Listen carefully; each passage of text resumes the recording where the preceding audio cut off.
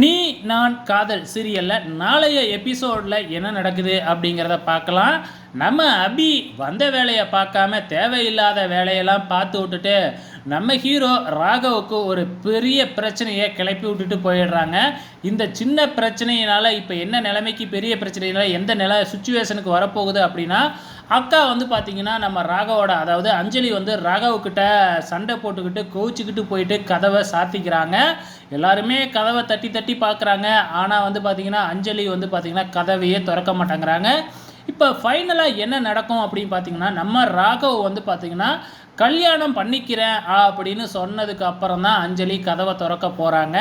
So கல்யாணம் பண்ணிக்கிறேன் அப்படின்னு தான் ராகவ் சொல்லுவாப்புல. ஆனால் யாரை கல்யாணம் பண்ணிக்க போகிறேன் அப்படிங்கிறது சொல்ல மாட்டாங்க. ஆனால் இவங்க என்ன நினச்சிக்குவாங்க அப்படின்னு பார்த்தீங்கன்னா, இவன் ராகவ் பார்த்திங்கன்னா லாவண்யாவை கல்யாணம் பண்ணிக்கிறதுக்கு சம்மதம் தெரிவிச்சிட்டான் அப்படின்னு சொல்லிட்டு பார்த்திங்கன்னா நிச்சயதார்த்தத்தை வரைக்கும் கொண்டு போக போகிறாங்க. ஆனால் அதுக்குள்ளே நம்ம ராகவுக்கு அபியை பிடிச்சிரும். ஸோ அபிக்கிட்ட தன்னோட காதலை எப்படி வெளிப்படுத்த போகிறாரு அப்படிங்கிறது தெரியல. வெயிட் பண்ணி பார்க்கலாம்.